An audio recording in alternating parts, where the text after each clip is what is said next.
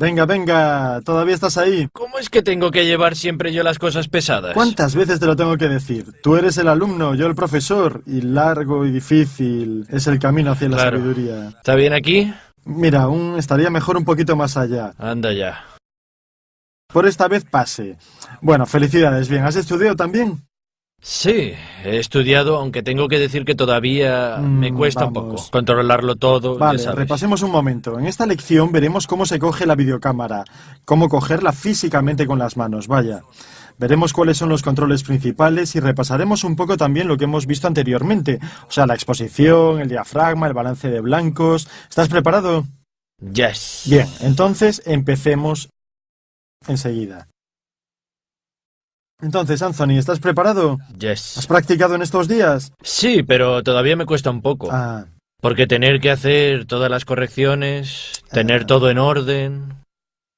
Necesito, ante todo, un poco de paciencia que yo no tengo. Y usar la videocámara todo lo posible, como tú has dicho. Exacto, hay que practicar, hay que probar, porque como habrás visto, comparado con el de la fotografía, el escenario es un poco distinto. Hay que controlar muchas más cosas, hay que empezar desde el principio de verdad. Sí. Por ejemplo, la manera correcta de sujetar la videocámara. Sí. ¿Has estado intentándolo? Sí, pero... me haría falta que me enseñaras un par de cosas, porque se me cansan con facilidad los brazos. Me duele el cuello, pero...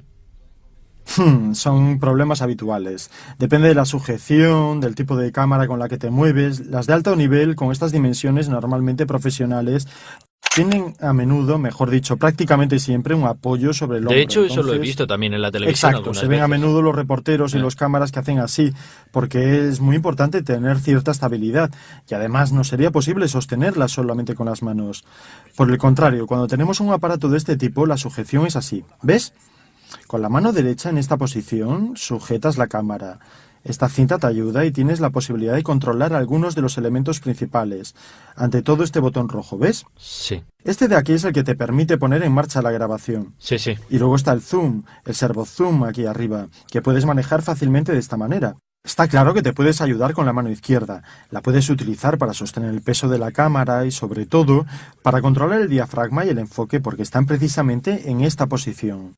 Entonces el error que yo he cometido ha sido el de no poner siempre la mano izquierda. Ibas con una mano sola. Sí. Y esto seguramente cansa más el brazo y el hombro. En cambio, esta postura es fundamental no solo por el peso, sino también para controlar, aparte de todo lo que te he dicho, los parámetros. Por ejemplo, el control de ganancias, el balance de blancos, el obturador, controlar también todo lo que tiene que ver con el audio. Lógicamente, muchos de estos ajustes, y aquí reside la dificultad, se hacen durante la toma. Sí. Mientras que otros puedes prepararlos con un poco más de calma. Naturalmente tienes que tener en cuenta también el punto de vista. Si coges la videocámara de esta manera, partirás desde una altura determinada a la hora de enfocar tu imagen. Pero si quisieras cambiar el encuadre, podrías aprovechar esta posibilidad.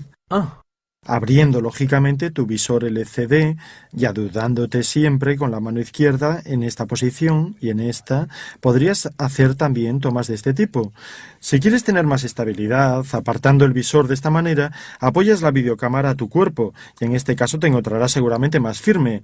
Es fundamental tener una sujeción correcta, sobre todo para evitar las oscilaciones, ya sean verticales u horizontales, especialmente estas últimas a veces incluso marean. Igual has visto alguna vez. Sí, de hecho mis vídeos son todos un poquito así. Como hechos en un barco, digamos. Bien, entonces practicarás esto. Pasemos a una cosa fundamental. Pero qué bonita esta cosa de aquí. ¿Te gusta, verdad? Un poco amenazante, vista así.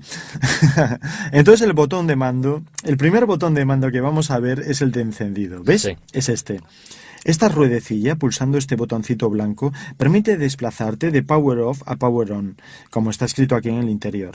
Ahora tu videocámara está encendida. Una vez encendida, tienes dos modalidades diferentes. Puedes usarla para grabar, pulsando el botón, o en este modelo puede modificarse. Pulsando este botón, puedes pasar al modo VCR, que te permite volver a ver lo que acabas de rodar, lo que acabas de grabar. En algunas cámaras este botón de mando está incorporado en el mando mismo.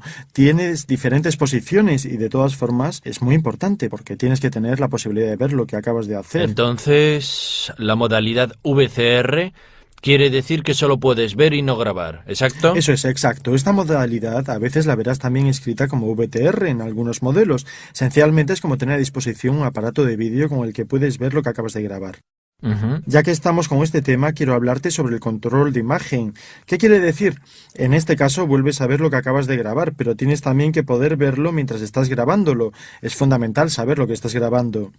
Sí. Y tienes dos instrumentos para hacerlo, la pantalla LCD y el visor LCD, sobre lo que te acordarás ya hemos hablado, sí. Sí. Ves, para controlar, lógicamente la pantalla LCD es fundamental, pero tienes que tener cuidado con la angulación, porque como recordarás de la lección anterior, la luminosidad del vídeo cambia bastante según la inclinación y tu posición. Pero he notado que también con el visor pasa un poco lo mismo. Sí, digamos que el efecto se produce porque también en el interior del visor contamos con una pequeña cámara LCD, pero seguramente influye de manera mucho menor respecto Seguramente. a... No, este esto efecto sí. es de menor importancia, pero tienes que tener cuidado con cómo apoyas el ojo en el visor y cuál es la angulación correcta que mantener. Antes se utilizaba un pequeño tubo catódico, como el de las televisiones tradicionales, y no se daba este inconveniente.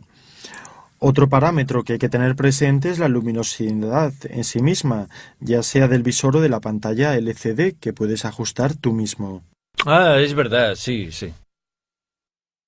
De todas formas, está bien tener dos posibilidades de ver y controlar la imagen. Visor y también LCD. Pero para enfocar, ¿cuál de las dos me aconsejas usar? Bueno, seguramente el visor es más preciso si tienes que enfocar una imagen. Usar el visor es también la solución recomendada.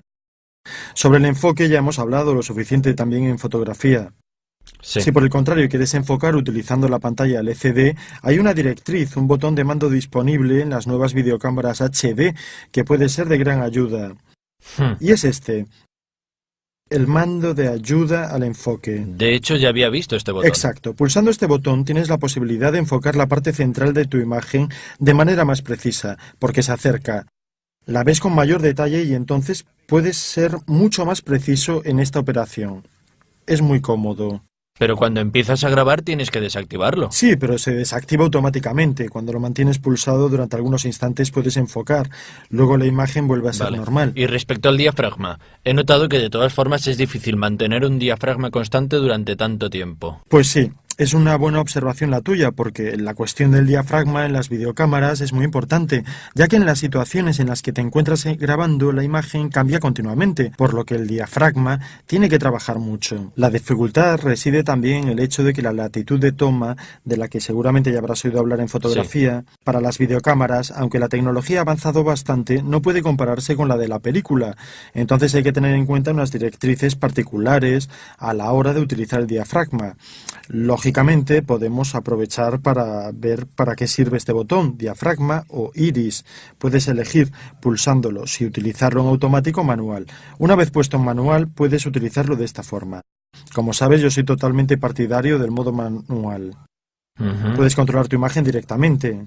Pero es otra cosa más que tienes que hacer mientras grabas. Exacto, pero el automático tiene algunos inconvenientes. No sé si te ha pasado alguna vez, alguno en particular. Sí, me ha pasado, sobre todo tener algunas personas, ya sabes, cuando estás en sitios turísticos y justo alguien que pasa por delante. El diafragma se abre y luego, cuando la persona se va, vuelve a tomar la posición originaria. Pero durante un momento la imagen se queda sobreexpuesta. Sí, en efecto, con el diafragma manual es distinto porque, por ejemplo, no tienes este inconveniente. Ajustas un valor determinado a tu diafragma y no cambia. Si en la situación en la que te encontrabas antes te pasa una persona por delante, tu diafragma permanece constante, no tienes el problema de la sobreexposición. Y esto seguramente hace más conveniente el modo manual respecto del automático. No solo por el diafragma en general, tienes todo el control de lo que sucede y no dependes de automatismos que en ningún caso puedes controlar. Esto también es verdad, sí. Y luego he visto que hay otro botón, que se llama ND. ¿Qué es? Ah, sí, buena observación. Bueno, ND significa Neutral Density. ¿Qué quiere decir? Empecemos. Vamos a dar un momento un paso atrás. Las videocámaras han sido proyectadas y concebidas para conseguir grabar también en condiciones de escasa luminosidad.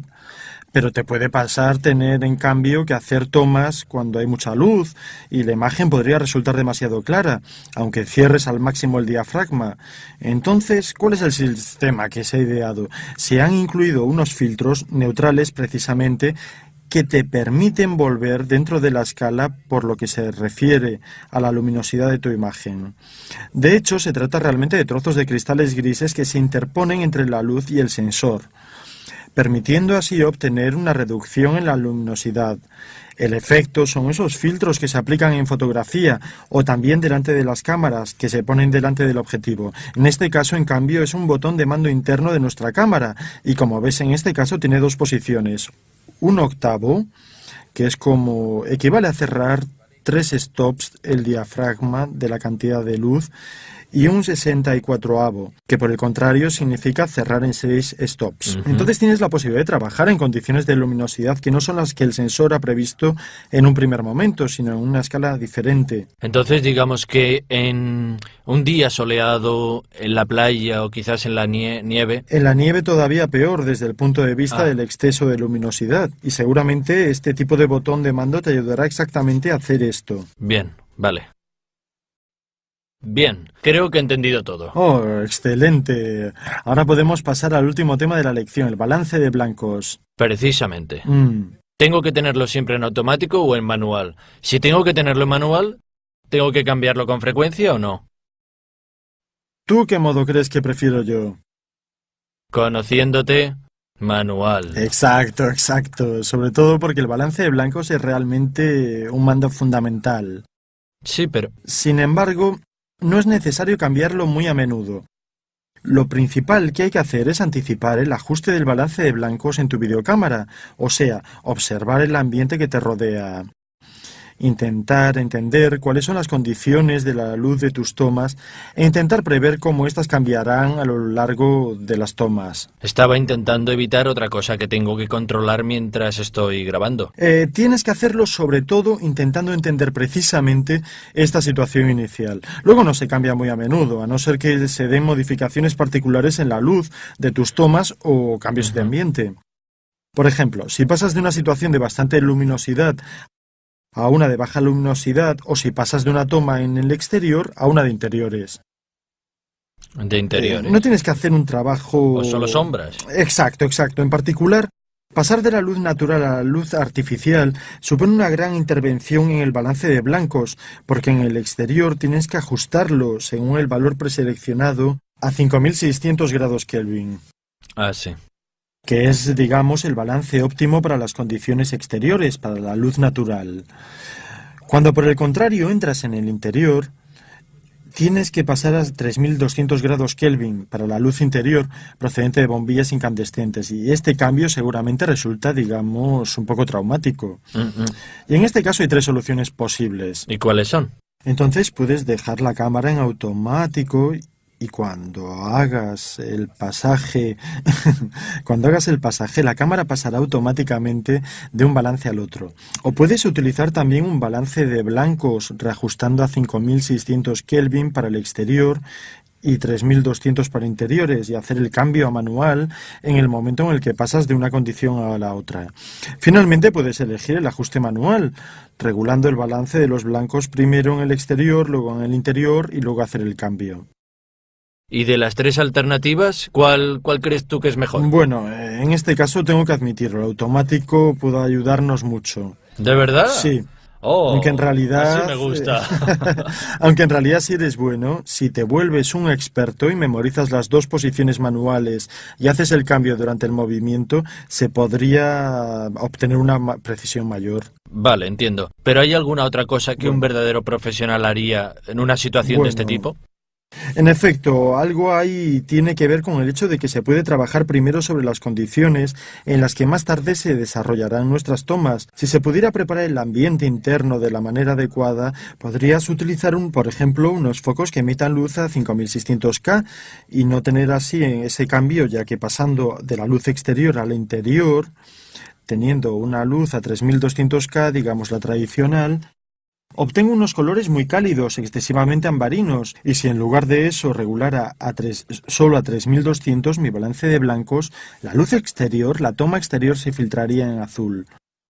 La alternativa, si no tuviera a disposición estos focos, es la de filtrar esta luz utilizando gelatinas adecuadas como esta.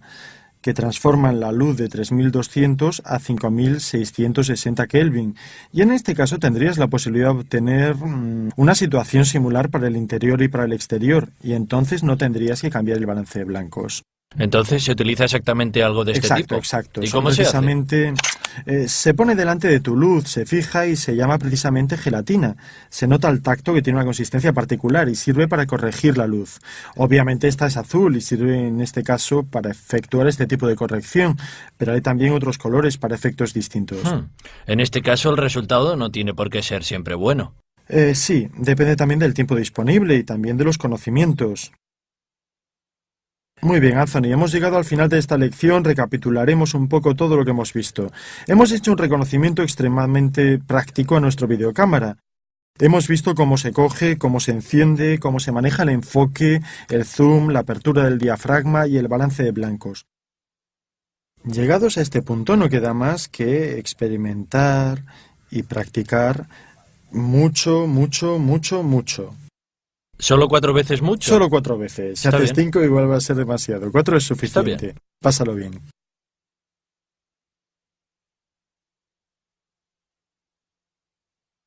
esta lección veremos cómo se coge la videocámara, cómo cogerla físicamente con las manos, vaya. Veremos cuáles son los controles principales y repasaremos un poco también lo que hemos visto anteriormente, o sea, la exposición, el diafragma, el balance de blancos. ¿Estás preparado? Yes. Bien, entonces empecemos enseguida. Entonces, Anthony, ¿estás preparado? Yes. ¿Has practicado en estos días? Sí, pero todavía me cuesta un poco. Porque tener que hacer todas las correcciones, tener todo en orden... Necesito, ante todo, un poco de paciencia que yo no tengo. Y usar la videocámara todo lo posible, como tú has dicho. Exacto, hay que practicar, hay que probar, porque como habrás visto, comparado con el de la fotografía, el escenario es un poco distinto. Hay que controlar muchas más cosas, hay que empezar desde el principio de verdad. Sí. Por ejemplo, la manera correcta de sujetar la videocámara. Sí. ¿Has estado intentándolo? Sí, pero... me haría falta que me enseñaras un par de cosas, porque se me cansan con facilidad los brazos. Me duele el cuello, pero... Son problemas habituales. Depende de la sujeción. Venga, ¿todavía estás ahí? ¿Cómo es que tengo que llevar siempre yo las cosas pesadas? ¿Cuántas veces te lo tengo que decir? Tú eres el alumno, yo el profesor, y largo y difícil es el camino hacia la sabiduría. ¿Está bien aquí? Mira, aún estaría mejor un poquito más allá. Anda ya. Por esta vez pase. Bueno, felicidades, bien. ¿Has estudiado también? Sí, he estudiado, aunque tengo que decir que todavía me cuesta un poco controlarlo todo. Vale, ya sabes. Repasemos un momento. En esta sección del tipo de cámara con la que te mueves, las de alto nivel con estas dimensiones normalmente profesionales tienen a menudo, mejor dicho, prácticamente siempre un apoyo sobre el hombro. De hecho, eso lo he visto también en la televisión. Exacto, se ven a menudo los reporteros y los cámaras que hacen así, porque es muy importante tener cierta estabilidad y además no sería posible sostenerla solamente con las manos. Por el contrario, cuando tenemos un aparato de este tipo, la sujeción es así. ¿Ves? Con la mano derecha en esta posición sujetas la cámara. Esta cinta te ayuda y tienes la posibilidad de controlar algunos de los elementos principales. Ante todo este botón rojo, ¿ves? Sí. Este de aquí es el que te permite poner en marcha la grabación. Sí. Y luego está el zoom, el servo zoom aquí arriba, que puedes manejar fácilmente de esta manera. Está claro que te puedes ayudar con la mano izquierda. La puedes utilizar para sostener el peso de la cámara y, sobre todo, para controlar el diafragma y el enfoque porque están precisamente en esta posición. Entonces el error que yo he cometido ha sido el de no poner siempre la mano izquierda. Ibas con una mano sola. Sí. Y esto seguramente cansa más el brazo y el hombro. En cambio, esta postura es fundamental.